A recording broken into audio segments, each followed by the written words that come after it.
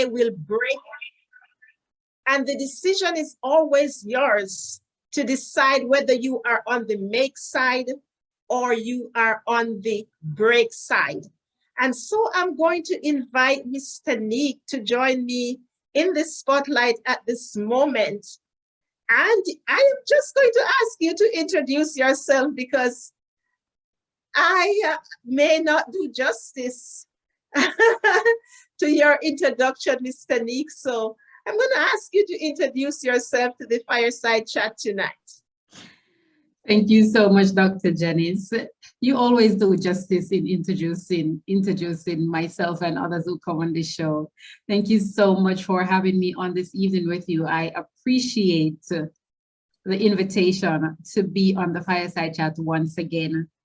Good evening, ladies and gentlemen of this amazing show, the Fireside Chat with Dr. Janice.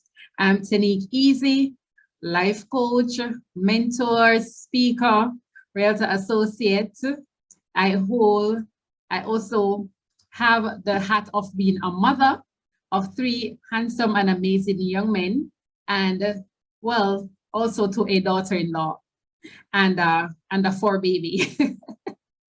Right, so I empower, equip, and support professional women 35 plus to really step out of their self-doubt and self-limiting beliefs so that they can have more confidence in themselves and to have more impact and influence in their world, whatever that may look like for them. And so that's what I do on my side of the fence. So thank you, Dr. Janice, for this amazing opportunity once more to be here with you.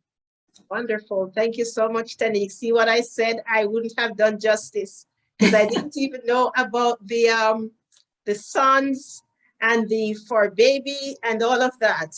But I do know that you are doing very well in the area of mentorship and coaching in your area and in the neck of the woods.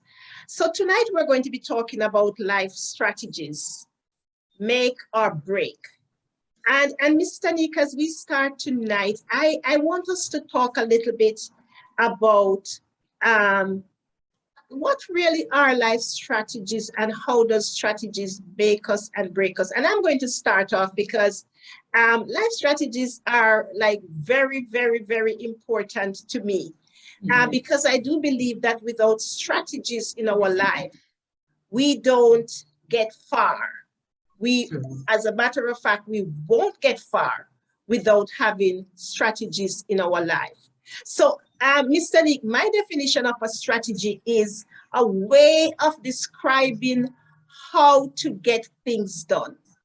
That is simply it, a way of describing how to get things done. It's like having a plan of action as to how you are going to get things done. And when I think about life strategies, I think about how are you going to get your life to the place where you want to get it to? What is your plan of action to take your life to where you want to get it to? What about you, Mr. Nick? What do you think life strategies are? How do you see life strategies? Excellent question, Dr. Janice. Yes, for me, life strategies involves your personal leadership. As you said, it's those plan of action that you're going to take to get to where you want to go. But I take it a step further, developing that personal leadership and that accountability system for your own self. Sometimes we depend on others to give us the strategies to make our lives easier. And we can do that. But at the same time, we also have to have that personal leadership for our own self, the things that will help us to get from point A to point B. How will we use those strategies that we would have learned, and the good ones too, because there are so many strategies out there, but the good ones that we would have implemented in our lives to push us forward, to move us from one point to the next. And so for me, that's what our strategies are, our life strategies are, in encompassing our personal leadership. Excellent point, Mr. Nick, and I'm glad that you talked about good strategy, because I also do believe that good strategies encompasses so many things, such as people, money, power, the materials and the things that we use. You talk about the leadership. And it also encompasses a vision, a mission, and some kind of objective that we have in place for our lives. And I'm glad I just said a vision, because when I think about life strategies, the first life strategy that I want to mention this evening, Mr. Nick, is having a vision for your life. That is the first life strategy.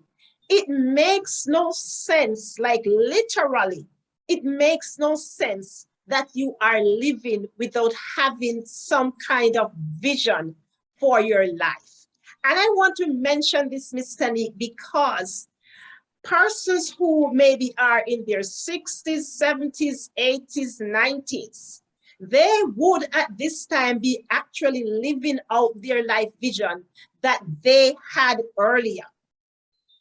And so some of them may even be carving their vision at this point in time in their 60s, 70s, 80s, because life changes. Things don't remain the same. And so every day you have to look back at the vision that you have for your life and make sure that that vision is going to take you to where you need to get to. How do you see a life vision being the first strategy, Mr. Nick? That is absolutely so true, Dr. Janice. And I'm going to share what my definition, my own personal definition of vision is. And that is the mental image you hold of your future self that you aspire to become. So when we have that kind of vision, and we know, if we go back to the good book itself that you and I like to refer to a lot of the times when we are speaking, coaching, mentoring, doing our part in this life. And that is the Bible that we refer to as the good book. It speaks about vision. It speaks about having that clear vision, writing it down. It's not just about holding that image of yourself, but actually writing it down. And I find that, Dr. Janice, a lot of persons, they have something in their head as to what is it that they want their life to be, but they don't take what we call actionable steps. Wow. They don't take those actionable steps. You have it in your head, but you don't take the actionable steps. That is so important. And I want to go back to that verse, Habakkuk 2 and verse 2. And it said, write the vision and make it plain upon tables, that he may run that reads it. And it's very important that you be the one to write your own vision. And as a matter of fact, you are the first one to read it and run with it. You see, many persons write their vision and they just write it and put it down, but that's not what the Bible says. The Bible says when you write it, you must make it plain so that those who read it will run with it. And you are to be the first one to run with your own vision. So, Ms. Nick, I want to, as we talk a little bit about the strategies for life and strategies to make us better in life and not to make us worse. And the first one we said was to have a vision for our life. In other words, to have some kind of blueprint to take us where we want to get to in life, and writing that blueprint, making it plain. What would be another strategy that you would think about, Mr. Nick, that would take you or take us to where we need to get to in life? You know what, Dr. Jan, even before I get to that other strategy, I want to share this quote by Napoleon Hill.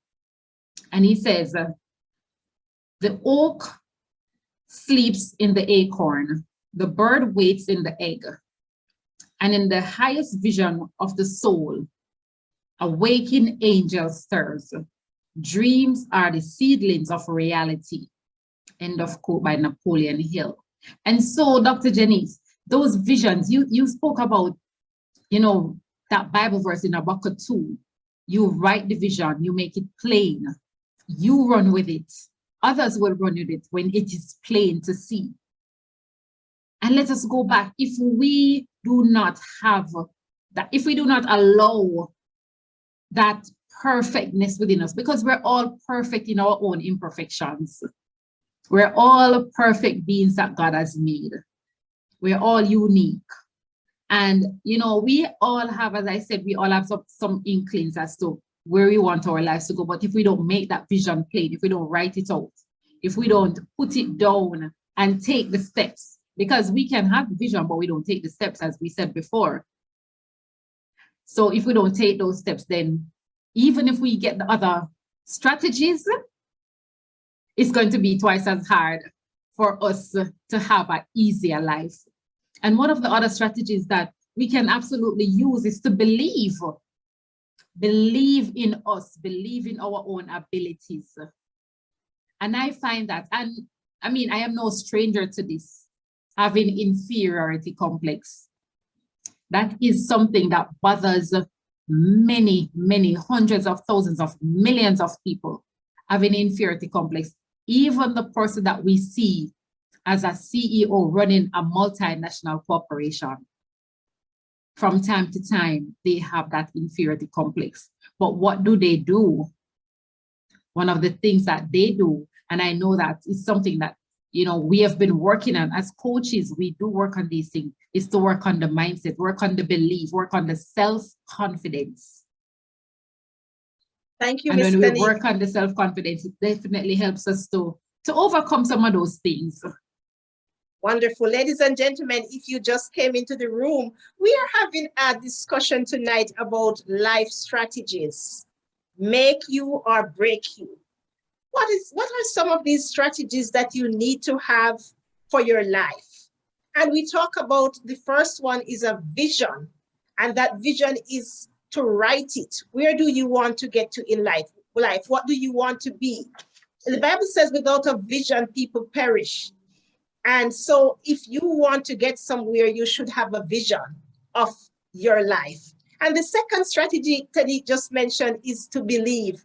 And I love this one because believing is so profound. I love the quote from Robert Collier who said, there is nothing on earth that you cannot have once you believe. And once you have mentally accepted the fact that you can have it. There is nothing on earth that you can't have once you believe and have mentally accepted the fact that you can have it. And somebody might be questioning that quote, but I like to use my very special book to back up what I say, because my very special book says, with God, all things are possible. It also says, if you believe, you shall see the glory of God. And we do remember when Jesus himself said to the man, be it according to your faith, meaning that everything that you want, if you believe, if you have the faith, it can come into fruition.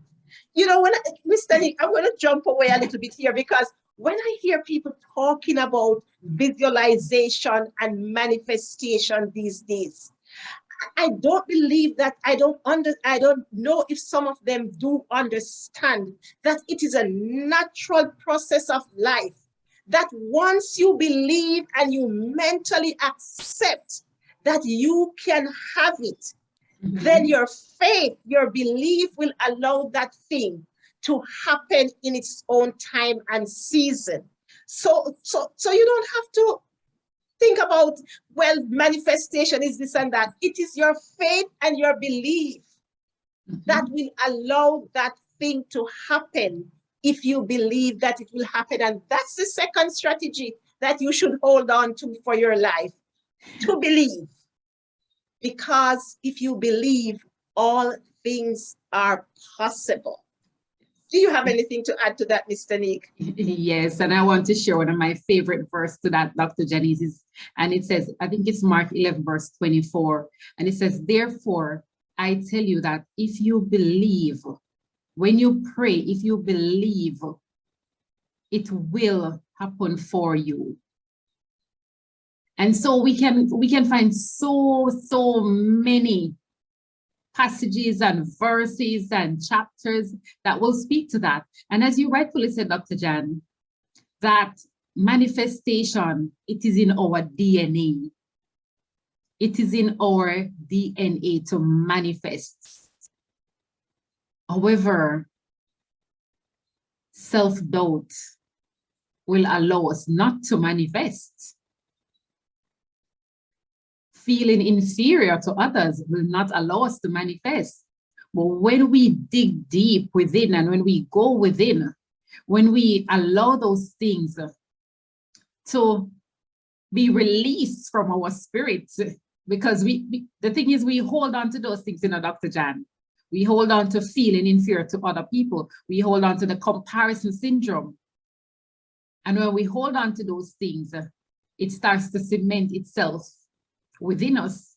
But when we learn to release those things, let them go, throw them out in the ocean where it's going to wash away, and we start believing in ourselves, we start believing that, yes, whatever I hold in my mental capacity, I can achieve this, because, as you said, with God, all, not some, the word says all things are possible. All righty, thank you, Mr. Nick. And I am going on to the next strategy, because we're talking about life strategies. Strategies, ways and means to make your life better. I'm sure that nobody wants to be on the same exact level every single day. No. You want to grow, you want to achieve, you want to be better.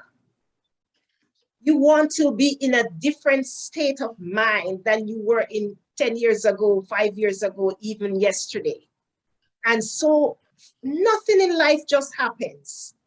Nothing just happens. Many things that will happen in your life, and as a matter of fact, all things that will happen in your life, it's going to need that you be a part of the process of allowing it to happen. You know, one thing I always say is that we always quote the Bible verse that says, they that wait upon the Lord shall renew their strength, they shall mount up. And we always talk about we are waiting on God, and that's a great thing to do. But we must always remember or know that waiting is a verb. Waiting is a doing thing. So while you are waiting, you should be preparing for what you're waiting for. You should be believing for what you are waiting for. So let me just drop a few circumstances here. Many persons say, I'm waiting for my husband, or I'm waiting to get a better job, or I'm waiting for my children to grow up to do this and to do that. I'm waiting until I retire to travel the world. While you're waiting, if you're waiting until you retire to travel the world, you make sure you're saving some money. Make sure you're doing something. Make sure you are looking at the different countries and reading upon them. If you're waiting for a husband, make sure you're doing all the things that you need to do while you're waiting for that husband. Get yourself in that frame of mind, believing that the husband that you want is going to come. So waiting is actually a verb. Waiting is actually a doing thing. So these are some strategies for your life, that while you are waiting, you should be doing something.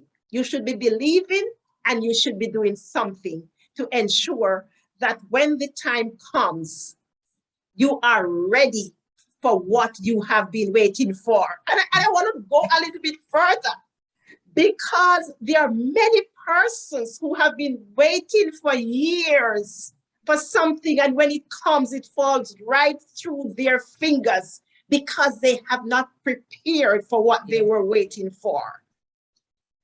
They probably not even believing strong enough for what they're waiting for. So we're talking about life strategies, ladies and gentlemen. If you're just joining us in this room tonight, we are talking about life strategies. make you or break you? Go ahead and use up the chat, because in another few minutes, we are going to be opening the floor for the audience to discuss and for questions and comments about the different life strategies that we can use to make or break our life. So, Miss Sunny, I want to go on quickly to strategy number 3. And we just talk about belief. Yes. And I'm looking at reprogram your thoughts and your habits as a life strategy. So I want you to talk a little bit about that, because we can't use the same thoughts and the same habits that kept us in a worse place to push our life forward. That is absolutely so true, Dr. Janice. It says that the definition of insanity is to be doing something over and over again and expecting a different result. So if we are going to manifest, and if we're going to have a better life, we're going to have an easier life. And one person says, do what is hard and your life will be easy. But when you do the things that are easy, your life will be hard. The thoughts that we think definitely is a part of life strategy that will help to make our lives easier or harder. It will either make us or break us. And I'm going to share this story with you, Dr. Jan, about thoughts and habits. And it all wraps up also into attitude. So your thoughts, your habit wraps up into your attitude. And this is something personal to me. And I've shared it, and I think I've shared it with you already, Dr. Jan, but just to share it with your audience today, that in my first 3 years when I joined the bank, so I'm a former corporate banker, the first 3 years when I joined the bank, I was excited in the first year. This 2 years into that, you know, I took on some habits and some attitude and some thoughts that weren't progressive. And I had to step back. I actually stepped out of the bank for a year to re-examine my life, to re-examine who I want to become. And a year after that, I went back to the bank to start working back with the bank. And in that second phase of going back into banking, I had to change my thoughts. I had to change my habits. So if I wanted to become somebody else, I had to definitely change those thought patterns. And that's what I did. I actually started shifting or reprogramming, as we like to say, my mindset, reprogram my thoughts, reprogram my habits, so that within 3 years of going back, and I made that conscious decision that I am going to spend, and I was a teller at the time, I said, I'm going to spend 3 years or less, not more, back on the telling line. I must come off the telling line and be in a different position in 3 years' time. And that did happen. Was it because of favor on the path of, someone else? No, it was because of my mental shift, my mindset shift. I started to reprogram my mind, and I decided these thoughts, these habits that I had before would not take me to the new level I wanted to go.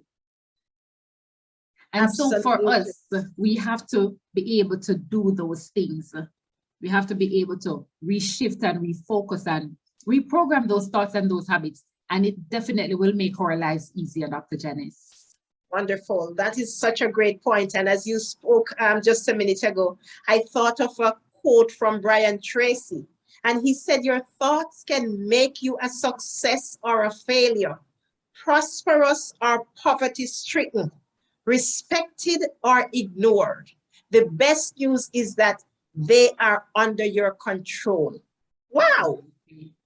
Their thoughts can make you a failure or a success. Yes. They can make you prosperous or in poverty. Mm-hmm. They can make you be respected or they can make you be ignored. And so we're talking about strategies for life. In other words, things that you need to put in place to ensure that your life stays and grows on the best track. And I really like the reprogram your thought strategy to ensure that your life stays on track. And we're moving on quickly, Ms. Tanique, because I know that we do have limited time. But the other strategy that I see here, and one that I love as well, is to develop your knowledge. To develop your knowledge. And this one I love near and dear to my heart. And I hear you use a personal story just a while ago. And I do remember when I joined the bank in 1992, I knew nothing about banking. Coincidence that we are both past bankers. I knew nothing about banking. And I remember I was the front desk clerk at that time, just greeting the customers when they come in, take their deposit from them and hand it over to somebody else to post it into the system that I didn't know. But I went in there for a purpose because I wanted to be more. And so, Tanique, now looking back at strategy, I realized that I was acting very strategically at that time and I never even know it. Because every day, lunchtime, break time, evening, I am going beside somebody who was in the bank long before me. And I'm asking them, show me this, show me that, what you doing here, how you do this, how you do that. I was developing my knowledge because I wanted to grow. And I never forget this story, how the manager's secretary was going on vacation. And the manager told her that I could provide relief for her once she goes on vacation. And I remember the day when she was leaving, she was going to be her last day before vacation, and I'm going to be providing relief for her.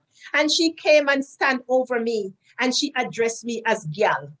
She said, Gyal, you're not coming in here to take away my position because the manager said you learn quickly. And like in my head, I'm saying, this girl don't know that I don't come here for a secretarial job. I come here for more than a secretarial job, but I'm going to provide your relief, but I am going to learn from everybody else. And it's so important that wherever we are, we must develop our knowledge. Sometimes it's not even to get a different position, but knowledge is not even the power. It's the use of the knowledge that is the power. So we must always develop our knowledge. I went into the bank in 1992, and 6 years later in 1998, I went to another branch, and I was promoted. I got another position in another branch, and this position was becoming the assistant to the branch manager. So when the branch manager was not there, it's like I was in charge. So when she was talking about her secretarial position, she didn't even realize I didn't come there for secretarial position. So I'm saying this to say that, ladies and gentlemen, one of the strategy in life is to develop your knowledge so that you can be ready for whatever comes next. Yes. Develop your knowledge for whatever comes next. Ms. Tanique, do you have anything to add to that before we move on to the next strategy? I want to leave enough time for the audience as well. Absolutely, absolutely, Dr. Jen, and I'll make this one very brief. And you said it's not even the knowledge itself that is at the core, it is the use of it. So many times we gain knowledge, Dr. Janice, but we don't use that knowledge. Because even as I continue to grow and I continue to get some strategies, because, you know, every day in the coaching industry, you're learning different strategies about different things to grow your business, but we don't apply all of these knowledge. Sometimes we become so overwhelmed with knowledge. We take in so much book knowledge, so much book things, but we don't apply them. And it's the application of that knowledge that is really going to help to set us apart and to help to set our lives on an easier path. And I just want to use this quote from Proverbs 18:15 says, an intelligent heart acquires knowledge, and the ear of the wise seeks knowledge as well. Excellent point. Excellent point. And we cannot forget also that critical Bible verse in Hosea 4 and verse 6 that says, my people are destroyed for lack of knowledge. So God expects us every single day to develop our knowledge. You know, Tanique, when I talk, I think about Jamaica and how great athletes Jamaica has. They're always winning their races. They're always out front. And when I think about them, I believe that these athletes had some strategies. They did not just come on the field every time and just win these races. I believe that they strategized. I believe that they studied their game. They got knowledge of it. They studied the opponents, the people that they're running against. They studied their field. They studied the goal and the path. I believe that they gained knowledge of so many things so that when they went on that field, there was nothing that they could do else apart from winning. And so it is with our own personal life. We must gain knowledge of where we want to go to and what we want to become in life. And I want us to ensure that as we move ahead in life, we gain knowledge of our path. It makes us much better. Ladies and gentlemen, if you're still in the room or if you came in later, we are just talking about life strategies. They make you and they break you. And everyone must have some strategies for their life, ways that you can grow in life. And we talked about having a vision for your life, then believing, then reprogramming your thoughts and your habits, and then develop your knowledge. And the fourth one, Tanique, that I want to look at is apply focus and consistency in everything you do. That's a life strategy, a powerful one. Applying focus and consistency. What do you think about that, Ms. Tanique? Absolutely. Without focus on consistency, Dr. Janice, we are going to be all over the place. We are going to be like, as our grandparents would say, headless chickens, running around trying to find where we are. But when we apply that focus, and that's one of the things about great people, they always apply focus on consistency.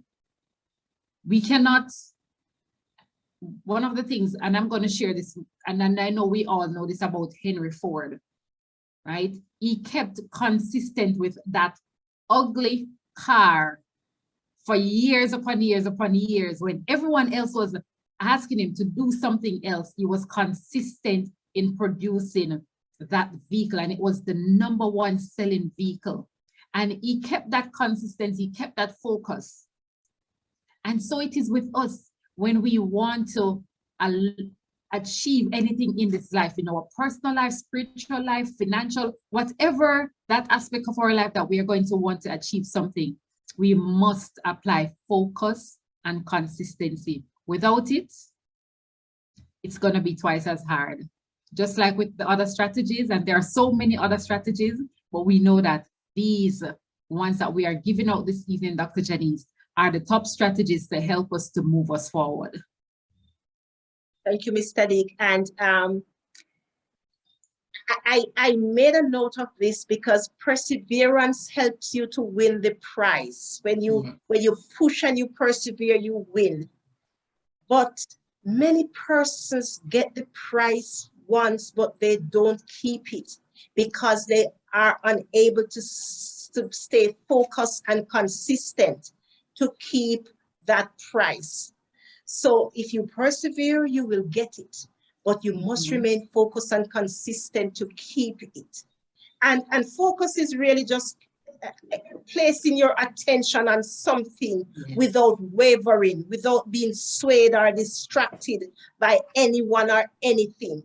And I dare say focus is not the easiest thing to do, because especially in today's day where we have things like social media and we have so many things happening around us, the news, and we are easily swayed or distracted by different things. And so we take our focus or our attention of the things that we were doing or we should be doing. And then we just find ourselves slipping back, slipping back, slipping back. But the person who is keeping their focus and their consistency, they are continuous getting ahead of us. And sometimes we wonder, how is that person getting on so much and making it? But the person is keeping their focus and their consistency. It's like having some kind of tunnel vision, that you just keep that focus and you don't look to the left or to the right. Someone says that you can become like a force of nature when you make up your mind to stay focused and consistent and determined. You can accomplish anything in life once you maintain your focus and your consistency. And so, ladies and gentlemen, we wanted to make sure that we share focus and consistency with you, which is a critical strategy to make it in this life. Many people start out and somewhere along the way, obstacles come and challenges come and they just take their focus off and they quit. Yes. But in order to have the things that you desire in this life, you must have focus and consistency. And I'm going to go on, Mr. Nick, because we have, I think, one more strategy to discuss or two more before we finish the strategies and allow persons to ask their questions and make their comments. And Mr. Nick, I want to go on this one because this strategy says, live life above fears. Live life above fears. And some persons would say that's a hard thing to do. What do you think about that strategy, Mr. Nick? You know what, Dr. Jen? Les Brown says, fear is false evidence appearing real. But I want to challenge us tonight that fear is something that it is a real and present danger. However, what I want to challenge us tonight is that let us live life above anxiety and doubt. Anxiety and doubt, it gives us the same feeling as if when we are having a fear. So, you know, we have those anxiety attacks, those panic attacks, and it gives us the same kind of feelings when we have fears. But when we have a joyful anticipation of what our life looks like, we live life above fear. We live life above that false evidence that appears real, which is the doubt and the anxiety that wants to take us captive. Right? It is our power. It is in our power to produce that joyful anticipation, not the fear, not the doubt, not the anxiety that feels like we are crippled, that stops us. That's what anxiety and doubt does. It stops us from moving forward. It's like when we get uncuffed. You are uncuffed by a police and you really can't move yourself about as you want to. That's what fear, anxiety, and doubt does to us. But when we have that joyful anticipation and we're going about and we're using the coupled with the other strategies, we're able to move forward. We're able to remain focused. We're able to remain consistent. We're able to see the vision and run with it.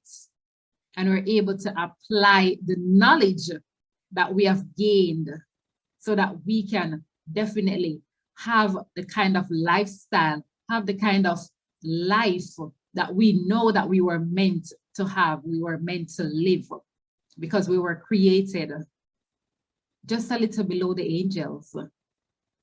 So can we imagine that?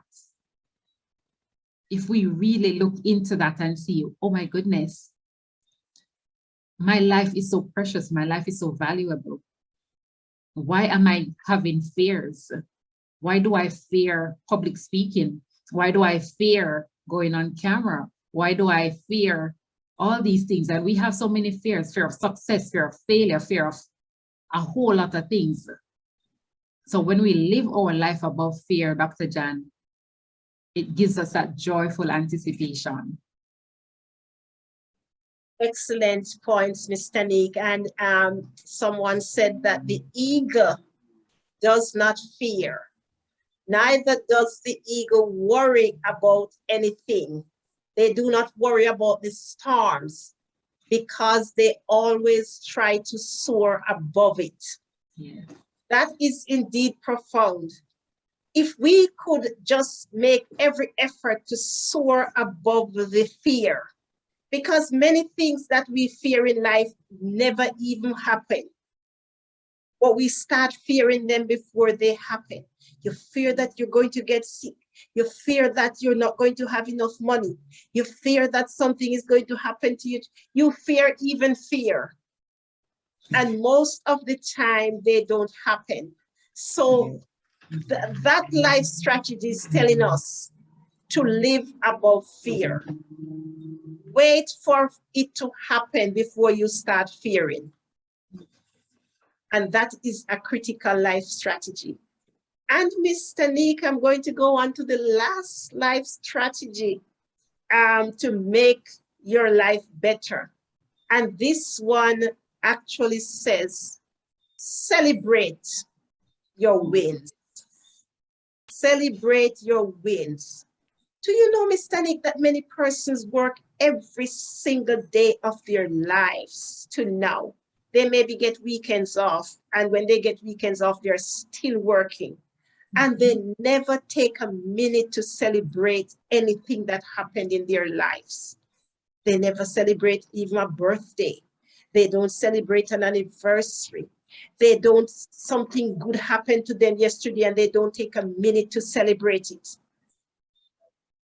Life requires that we pause for celebration.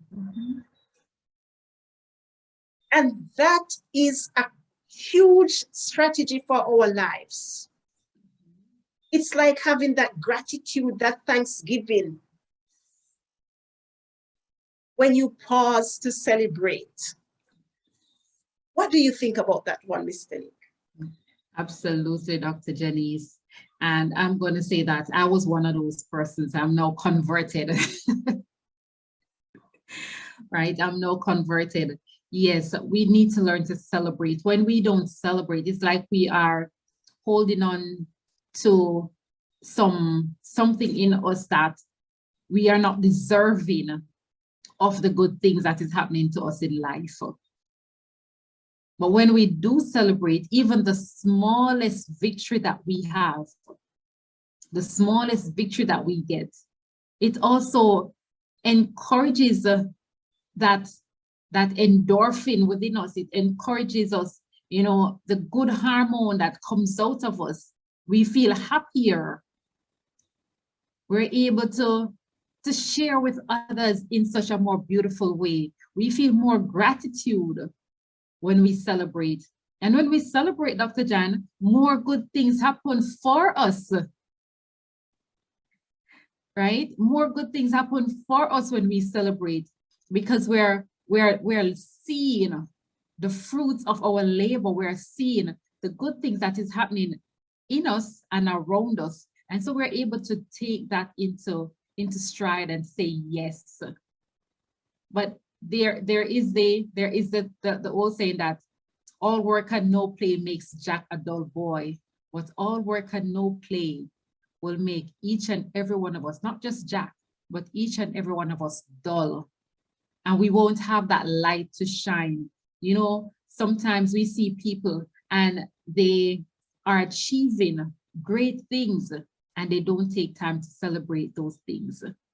It's like they're always hustling. For them, it's always about the hustle. It's not about celebrating as you grow on this journey. And that's what, you know, that's an amazing thing, celebrating, Dr. Janice. I love that strategy.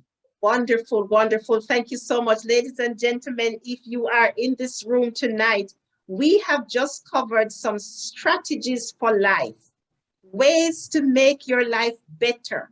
And these are not even just important, these are critical strategies that you should apply to your life. I'm going to be opening the floor for comments, questions, but I just want to repeat the strategies. The first one is to have a vision for your life.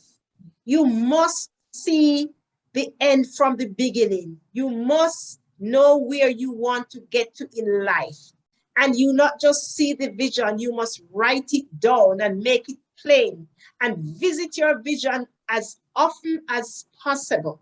The second one is to believe, have that firm belief that you can become and be who you want to be in life. That firm belief in God that all things are possible. And the third one is to reprogram your thoughts and your habits. The old thoughts that you had last year, the poor pity thoughts, that thought that didn't get you to where you want to get to. Reprogram that thought, change it, and start thinking positive. The next one is to develop your knowledge. Know things about your area, what you want to be, what you want to become. Learn about everything about that area. So when you are asked, you can have the knowledge with which to respond.